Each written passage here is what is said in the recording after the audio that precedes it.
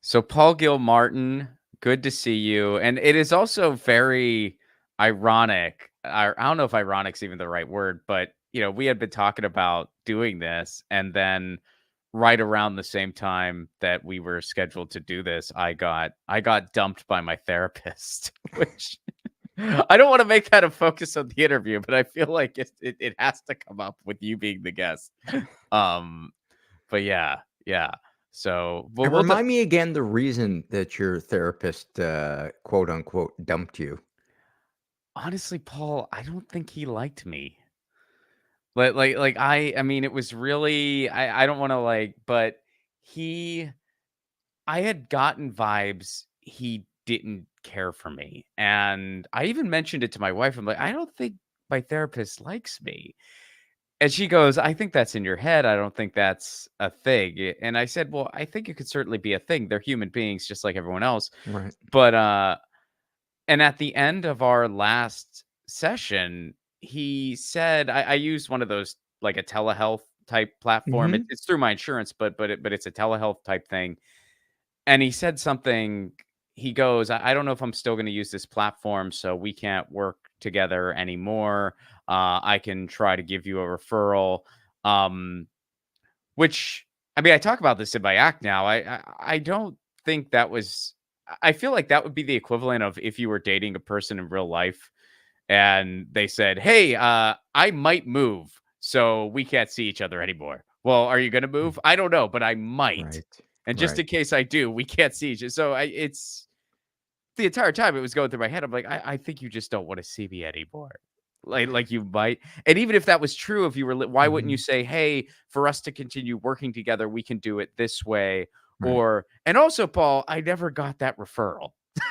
so, so Did I you think this try? person didn't like me. Did you try getting on your knees and wrapping your arms around his legs and saying, "Don't go, daddy"?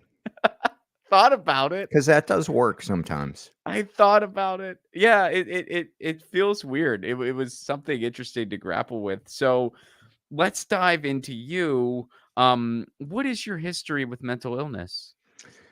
It alcoholism, and depression runs in my family. Trauma runs in my family, just generation after generation. Both my parent I believe my dad I know my dad was, an alcoholic. He did get sober later in his life, um, but a very, trapped in his head kind of a guy. Not abusive, but I would say was physically present, but was rarely mentally present. He had moments where he could be, but um and then my mom, like no boundaries, inappropriate, creepy, especially when I was a boy, growing up, and adolescent, even in young adult, just try to sub Creepy in what way? Like what? I mean, can you expand on that? Just whatever you're comfortable Yeah, sharing. took my temperature rectally till I was 8 and asked, like, "Why are we still doing it this way?" Would, like, chide me if I wanted to, not be naked in front of her, um, grab my ass, uh, treated me like her therapist when I was 7, talking about how she wanted to leave my dad. Yeah, just a lot of just always had the vibe that she was getting something out of, using me physically and emotionally, and kind of I don't know if it was sexual to her. I think it was probably more of a control thing, and she had a horrible childhood. I don't have contact with her today, not because of what she did, but because she doesn't, um, respect the boundaries that I've tried to set, and I I truly believe I believe that she has some type of personality disorder, and that she just can't help herself. The metaphor I kind of have in my mind of her is that she's a cactus that wants a hug. Wow. Well, I mean, especially since times have evolved, did she ever or at least to your knowledge, like did she ever try to get any type of care, like therapy or anything else? Yes, yes, she did do therapy. She kind of, I don't want to take her inventory, but has done support groups, but never did the work, What do you mean and by that's that? never did the meat of the program, which is um, working with other people, sharing, you know, the nitty gritty details. Uh, yeah, I don't want to. She's kind of I think the through line in her life is she just never really wanted to or was capable of um, making herself accountable, either to people in her support group or owning her behavior. She had fleeting moments of it here and there, but I think she grew up with a lot of shame and abandonment issues, and I think it is just too painful for her to open herself up to say, "These things I did were wrong." I think that shame is just like a open flame to her, and I have compassion for her, but I don't have contact with her because I had to have compassion for myself, and not to punish her, but to stop punishing myself because it's just mentally unhealthy for me to have contact with her. Just a 10-minute phone call, I would be depressed for 2 weeks. And Mhm. part of my um, path has been um, protecting myself. Whereas I used to be and still can be a people pleaser, and it's like, who do you need me to be? And then there was also another side of me that was um, inconsiderate, verbally abusive, not like over the top, but um, a meanness to my sense of humor. And I always kind of thought, oh, I'm just busting someone's balls, but it was all about me wanting to be the center of attention so that I wouldn't feel the feelings about myself, which is self-hatred. I'm invisible. Um, and I think depression, I, re- I remember feeling what I can look back now and see as depression, as probably as early as 9, 10 years old. I just remember laying on my bed and just staring at the light in the ceiling with just this kind of vague sense of, um, I don't know, numbness. Um, but I had friends. High school was a different story. Grade school, I had friends. I was popular. Um, but high school was rough. Not like I was getting picked on all the time, but in a class of 1,000 people, I was the smallest kid. Um, Really? yeah, yeah.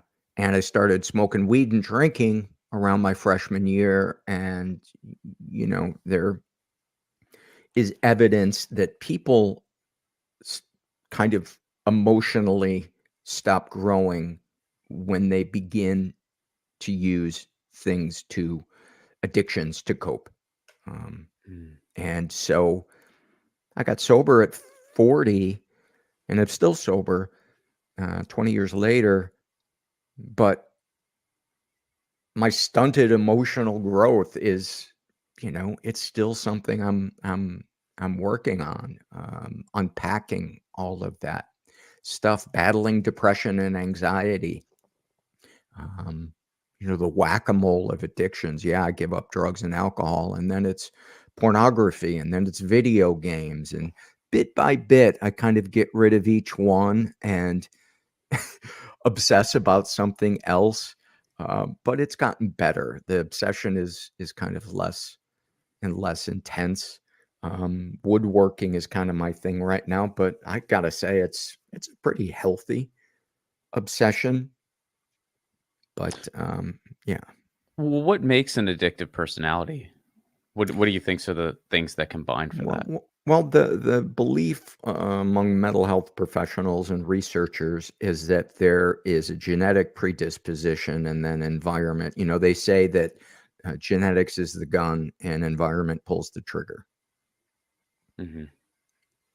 And so, yeah, So, getting back to things with your mom, when she was, dumping these things on you that were just way, inappropriate to put on a 7-year-old, how did you process that? Like, did you see this as normal? Like, what yeah, was going through your head? Okay. I did, because I didn't have anything to compare it to, and I was just aware of my mom's emotional fragility as you know from 7 or 8 years old, and so my self-appointed role was to keep her happy, to give her what she wanted. I would be, um, a a captive audience for her rants about neighbors or my dad or whoever, and, um, looking back, she and my brother I have a brother who's a year older, and they just always butted heads, and I look back now, and I used to feel sorry for him because I thought, "Oh, he doesn't get along with my mom," but I look back now and I'm like, "Wow, he probably, um, in many ways, you know, helped himself by not conforming to who she wanted, uh, him to be." I was kind of the classic golden child, and that that may be have its perks as a kid in terms of, like, I don't know, your self-esteem, but it robs you of the ability to identify your own needs and then advocate for yourself later, as an adult, and it deeply affects your ability to be emotionally intimate with partners as an adult.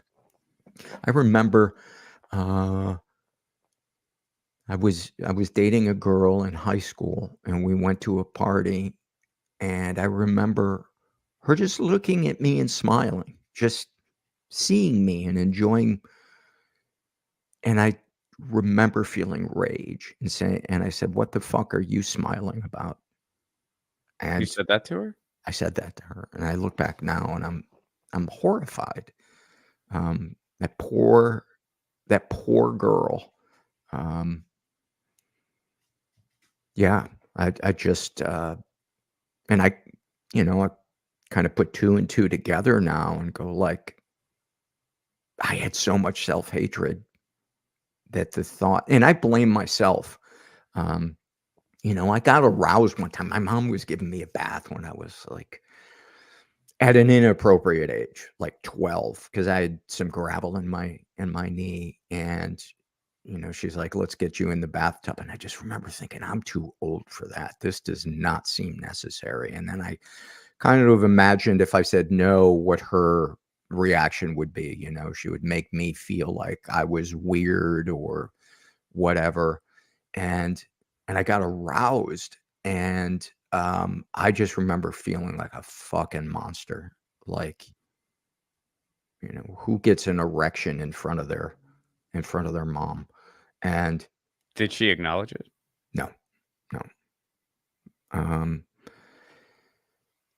and so, things like that, and that's really common for people who, are survivors, of that, is to blame themselves because it's easier for a child to say, "There's something wrong with me," than to say, "I'm in the care of someone who's not safe."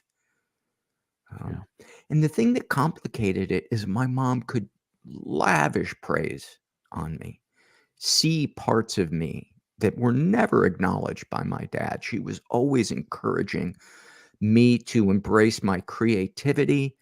She showed up at so many of my comedy shows. supported me when I went from pre-med to theater in college. Um, so it was really complex. It was really complex. And that's one of the things that to this day leaves some sadness in my soul that I can't have those parts of her because it's like, uh, you know, a dog that can be really affectionate, but often bites you. Mm. And it's like eventually you got to go say to yourself, this dog keeps biting me. And as much as I love the affectionate part of it, and I'm not saying my mom's a dog, but that's the analogy that I share with people who keep returning to a relationship with somebody who will not respect their boundaries. Yeah, Um, I've heard you talk about that, use that metaphor on the podcast before. yeah, Um, well, so the girl, when you asked, what are you smiling at? What did she say? I think I remember like a feeling of a look of like her face dropping, like, Mhm. and she was too young to probably know I didn't do anything wrong. This guy's fucked up. Um, so yeah, I feel bad about that, and that one really stands out to me. And another example of I think how emotionally stunted I was as an adult is I was in my 30s and there were workmen uh, at my house and they were putting in new floors. And I walked in and this is in the early 2000s. And I saw one of the workmen stealing CDs from me. Mhm. And I was such a people pleaser. And he saw me see him. And I pretended I didn't see him because I didn't want to embarrass him. They weren't your favorite CDs, I hope. They were. It Oh, was no. it was yeah, it was, Zeppelin, Oh, and no. I look back now, and I would react so differently today. I would say, "Pack your shit, give me my CDs, and, I'm calling your boss." Yeah. Yeah, I mean, that's the appropriate response when somebody's stealing from you. And it wouldn't be hard for me to say that, Mhm. but it has taken so much work to get to the place where that is my natural response without any anxiety about him. It doesn't mean I wouldn't be anxious in that moment, Sure. but, um, yeah. It's gotta, I mean, and, I can it's always I don't know. I mean, let me run this by you. I feel like it is a significant sign of growth when you can look back on something from your past where, you behaved in a way that it was reflective of what you were going through. Um, but you were, definitely wrong when someone's smiling at you because they're just happy to be around you. Like, what the No fuck are you doubt. smiling at? Definitely not the Yes. right response. And and No. and I think back to, moments in my past where, my temper was completely out of line and I ruined certain moments and I've, like did not handle things the way I should have, especially in dating. And, like I think it's a sign of growth when you can kind of look back on that and be like, I was wrong. I said things that were not the right thing to say. And I reacted, like I lost my cool when I shouldn't have. And this should have been a conversation, not me, like s- getting angry, basically. Mhm. Um, so uh I want to And talk about and another part of my story that I think is important to mention, um, is that I in my marriage and even pre-marriage, um, I was a cheater, and I hated myself for that, but the compulsion to cheat, was I didn't know that there was help for it. Um, yeah, I was in therapy, but what I really needed was a support group or intensive trauma therapy to um, find better coping mechanisms to deal with all of those fears of intimacy. I think one of the things that was so satisfying to me about one night stands is I didn't have to worry about that person overwhelming me with their needs, because as soon as the act was over, I was out of there, and I would never call them again. But I just remember sitting in my living room and watching TV with my then wife, and thinking, "You are such a piece of shit." She has no idea. And um, a lot of people who, and this is not to excuse it, but a lot of people who are abused then go on to abuse. And you know, thankfully, I never, you know, interfered with children, but I did mistreat women. Um, and that's still something that's hard for me to let go of, the shame and the regret, because I clearly hurt, my then wife, and I've apologized to her. And I know, and I would pressure women into sex. I look back now and I was like, wow, that is a form of violation. You know, um, I would lie to myself and say, well, they just don't want to appear loose. They just need to be talked into it. And it makes me cringe thinking about it now. Um, but I think it's important as a part of my story to share that. So it's not like, oh, all these things happened to me. And, you know, I was, I've always been the victim. Let's talk a little bit about the podcast. I'd prefer not to talk about that, Ron. That's a little too personal.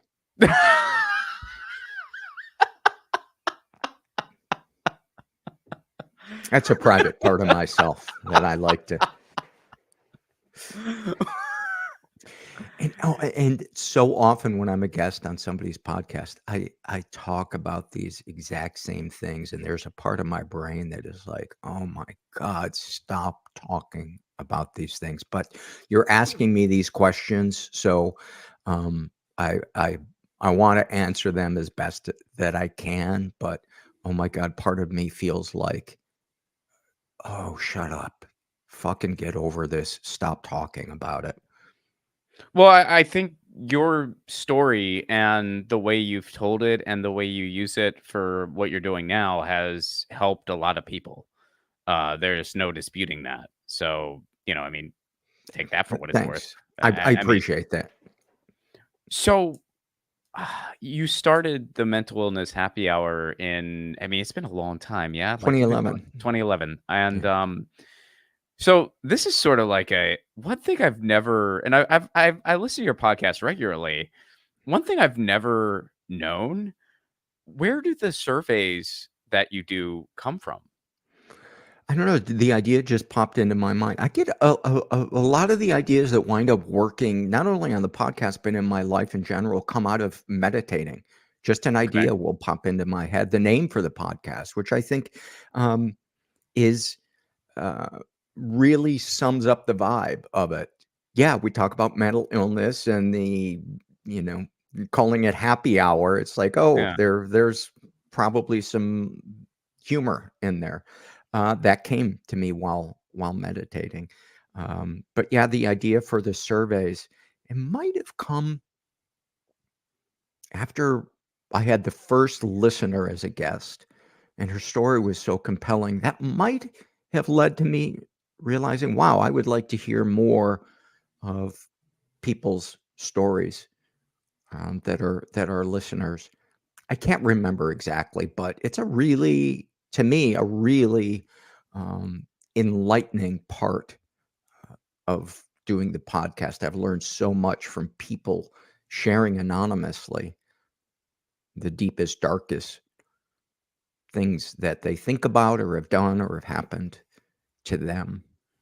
How much screening do you do ahead of time? Because I mean, I listen to the show and I hear the things that you read, and these are people just sharing the most intimate details of their lives, Mm. and some of them are like, So I dark. mean I mean, I've almost had to pull over at various times. It's just so heavy, Yeah. and like as a performer, there have been times where I'm like, "What's he gonna say to this?" And then you always have like just a beautiful, poignant response. Like it really is incredible.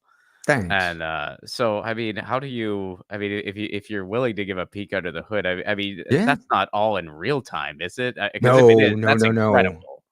No, no. Um, I set aside the night before I record my intros and outros, i.e., the survey part of the podcast. Usually have recorded the interview separately with my guest. So then the day before I release the podcast, um, or 2 days before it, I will go through the surveys. People fill them out on SurveyMonkey, and there's probably a dozen different ones that I read from. There's some old ones that I don't really read from much anymore, um, but I will go through those and see what people have filled out, and I try to keep up with them. There's one survey I can't keep up with because it's the darkest survey. It's the shame and secrets Mm. survey, and over 10,000 people have filled that out, and I'd say I'm somewhere around maybe 7,000 in reading those. So I usually will go through um, max 4 to 6 of those, and I'll pull usually 2 to 3 of them, and I'll go through the other surveys, which I've been able to keep up with, and I'll pull a couple, and I print them out old school, and then I order them, put them in the order that I think would be best suited to the podcast, kind of, lighter in the beginning and then the heaviest stuff towards the end. And I try to pepper the light surveys, the positive kind of surveys, things that people love or happy moments they've had in their lives. And I pepper those throughout to keep it from just being, you know, sad fest. Yeah, um, so in the mental health.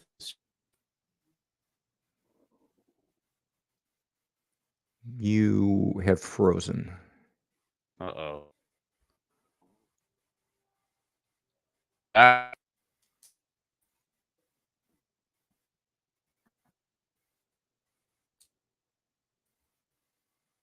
hello?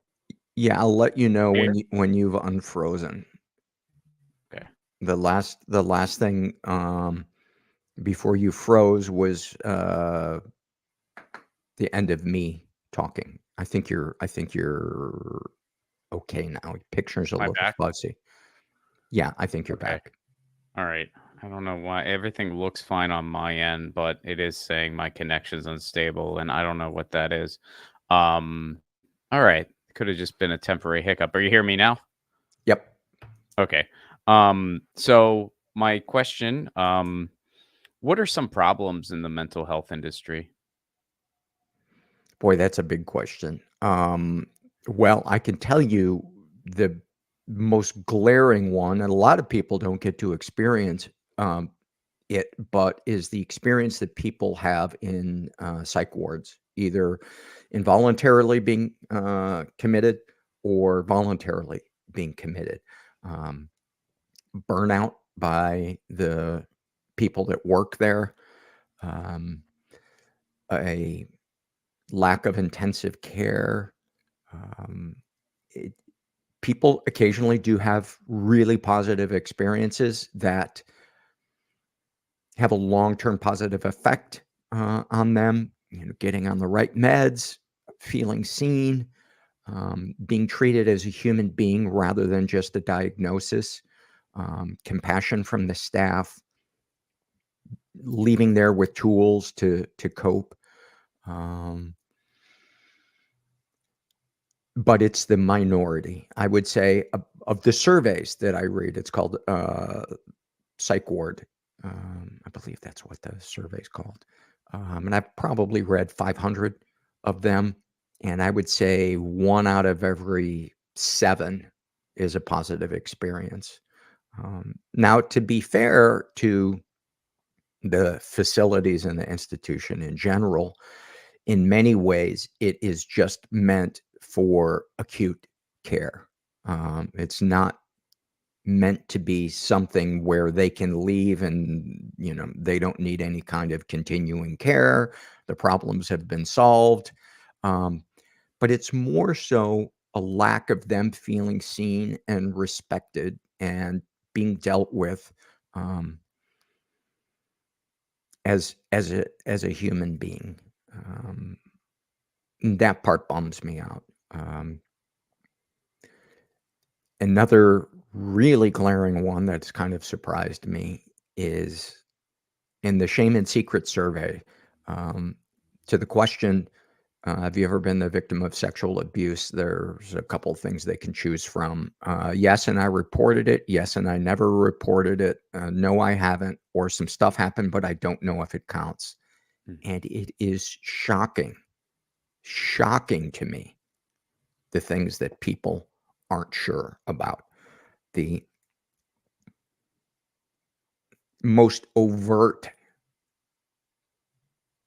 things like, um, my uncle used to molest me, but we never had intercourse, so I'm not sure if it counts. Or my uncle used to touch me, but I didn't say no.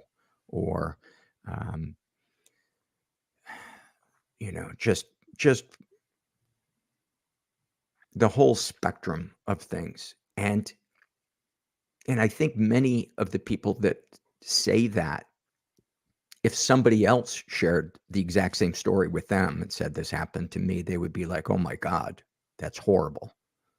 But there is that part of our brain that I think minimizes it to avoid the truth that the world is unsafe. It's easier to get a sense of control of it by saying, "I'm making too big of a deal of it," or "I have this." Another super common one is that somebody gets drugged at a party, um, and raped, or they're drunk and they're raped, and they say, "If I hadn't gotten drunk, this wouldn't have happened. So it's my fault."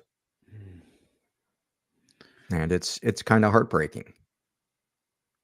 Do you think a lot of societal factors are at play Oh there as well? my God. I mean, I always think of this case in Florida where a rapist was acquitted because the woman was wearing a short skirt without underwear. Oh It's my like god. you could be passed out naked in an alley. That does not give someone walking by you the right Yeah. to have non-consensual sex with you. Um, Another thing that you see is, um, the hot teacher, you know, sexually abusing her 14-year-old male student. And you read the comments on these news stories, and it's overwhelmingly by the men saying, "I wish that had happened to me. She's hot. That boy's lucky." And they don't understand, your body may be aroused, but your soul is experiencing something completely different. And your soul is the thing that is left with the lasting effects from it. It is the analogy that I usually share is, yeah, an 11-year-old kid would love to get behind the wheel and drive down a crowded highway going 70 miles an hour. But they are not prepared to do that. Mm. And it is not safe for them to do that. It is, yeah, it, I see that a lot. There's a survey called the Voice in Your Head, and the things that we say to ourselves, we would never say to a friend. And one of the biggest struggles in life is becoming your own best friend.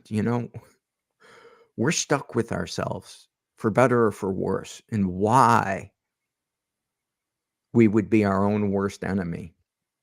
One of the things I often say is nobody has ever shamed themselves into being the person they want to be. And yet that's the go-to for many of us. We mistake it as discipline, and it's not. It's not. And that doesn't mean you can't own your mistakes or look back at something and say, I fucked up. But make a note to yourself to react differently next time and move on.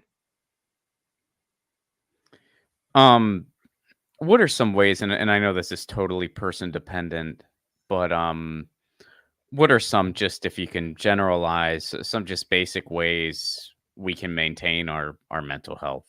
I have a support network. Um, I'm a big believer in support groups. There's something really powerful about peer-to-peer support and interaction. Um, it's it's life-changing. And yeah, the variety of support group meetings, the quality varies greatly. Mhm. Um, but keep searching for your tribe. Um, it is so many moments of growth, connectedness, and intimacy. I learned how to be intimate in my support groups, and I learned what unconditional love looks like and feels like. I had to get vulnerable. I had to share the parts of myself that I was afraid to share. My history of being a womanizer and objectifier. Um, that stuff was hard. I thought the women in the group were gonna be like, "I don't want anything to do with that fucking pig," and quite the opposite. Um, they thanked me for being vulnerable and being honest, and I've had many women say, um, "I will never get an apology from the man who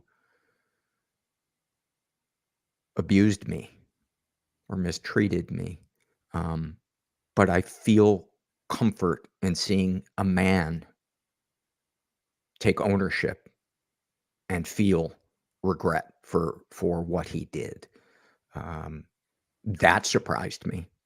I never knew that me publicly taking ownership of my part would help somebody. Um, I have to take meds to deal with my depression and anxiety, and I wish that wasn't the case. I don't trust big pharma. But I've tried going off my meds, and that's actually one of the things that led to starting the podcast. Was I got so fucking depressed, and I realized, "Oh my god, I got fooled by the depression. I thought it was really that my life was horrible and that I needed to end it." And I thought, there needs to be a discussion, because in 2011, there really wasn't a forum where people could talk about this in a way that, um, had dark, fucked up jokes, but also vulnerability, tears and laughter, and the same thing. And the template for that was my support group. So if you enjoy my podcast, find a support group. There are support groups for every imaginable um, issue. And So we're kind of running low on time, but sure. there is another topic I wanted to get to. So we're gonna jump a little bit and then go back to the end. And that was how I initially met you, which is Congressman Richard Martin. So I was wondering if we could switch gears for a little bit here. Yeah. And first of all, give me a brief summary of Congressman Richard Martin. And then also, I gotta ask you on just on a personal level, what was going through your head when Colbert started? Oh, And now, and I'll let you unpack it for folks if they don't know who Richard Martin is yet. But now, Richard Martin has outlasted the Stephen Colbert character. yeah. Um, it was 2004, and and then President Bush was um, running again, and I felt so powerless, with the war in Iraq going on and lots of other things. I just felt so much anger. And there was a night I was doing comedy, and it was just one stand up after another, um, bitching about what was going on. And I was one of those as well. And I thought, what's a different angle that I could take on this? And the idea came to me, and I've been sober about a year, and I don't think, if I wasn't sober, I don't think I would have had the balls to try something kind of outside the box. Um, I think my self-esteem would not have allowed me to potentially fail in trying this.